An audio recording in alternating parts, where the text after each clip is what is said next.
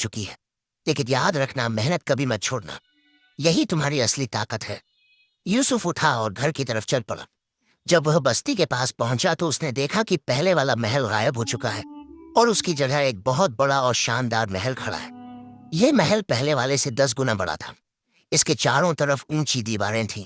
सामने बहुत बड़े दरवाजे 10 थे जिन पर सोने की नक्काशी थी। महल के अंदर बड़े बड़े बाग थे, फव्वारे थे, तालाब थे। बस्ती के लोग फिर से इकट्ठा हो गए थे। वह और भी ज्यादा हैरान थे।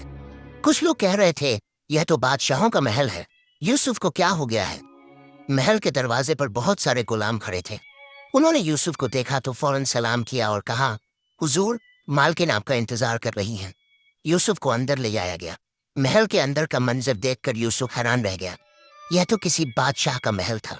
बहुत बड़ा हॉल था जिसमें सोने का तख्त रखा था। तख्त के चारों तरफ कनीजें खड़ी थीं और तख्त पर आयशा बैठी थी। आयशा ने बहुत शानदार लिबास पहना हुआ था। उसके सर पर एक छोटा ताज था। उसके गले में हीरे जवाहरात का हार था। वह सच में किसी मलका की तरह लग रही थी। आयशा ने यूसुफ को देखा तो मुस्कुराई। उसने कहा, आओ देखो कितना शानदार महल है, अब मैं सच में मलका की तरह रह रही हूँ। यूसुफ चुपचाप खड़ा रहा। उसे कुछ कहना नहीं था। वह सोच रहा था कि यह सब कब खत्म होगा। कुछ दिन इसी तरह गुजरे। आयशा अपनी नई जिंदगी में मस्त थी। वह तख्त पर बैठती और अपने गुलामों और कनीजों को हुक्म देती। यूसुफ उस महल में एक अजनबी की तरह रहता था। वह कोशिश करता था कि जितना हो सके महल से बाहर रहे, लेकिन जब भी वह अपने जाल के साथ मछली पकड़ने जाना चाहता, आयशा के गुलाम उसे रोक देते। आयशा ने हुक्म दे रखा था कि यूसुफ को मछली पकड़ने नहीं जाने देना है। यूसुफ बहुत परेशान था। वह बिना काम किए नहीं रह सकता था। एक दिन सुबह जब सूरज उगा तो उसकी रोशनी बहुत तेज थी। आयशा अपने तख्त पर बैठी थी। उसने बाग में जाने की सोची, लेकिन सूरज की तेज धूप उसे अच्छी नहीं लग रही थी। अचानक आयशा को एक अजीब ख्याल आया। वह चिल्लाई, यूसुफ, यूसुफ, फौरन आओ। यूसुफ भाग कर आया। उसने पूछा, क्या हुआ?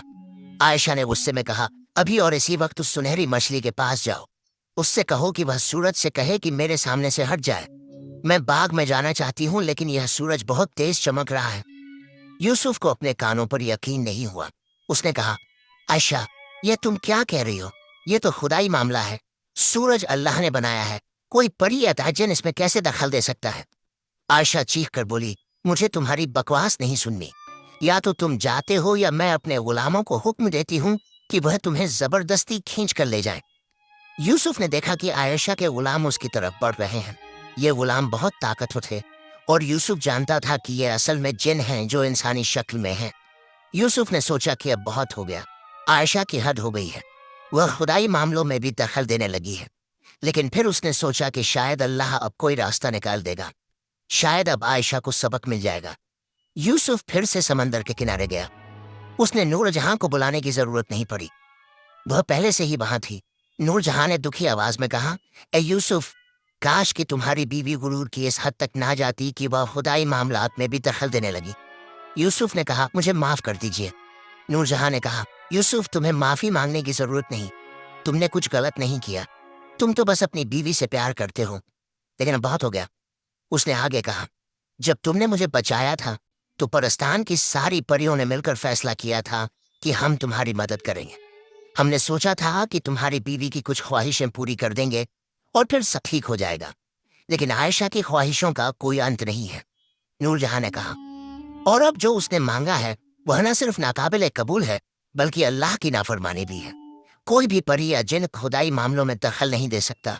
सूरज, चांद, सितारे, यह सब अल्लाह के हुक्म से चलते हैं।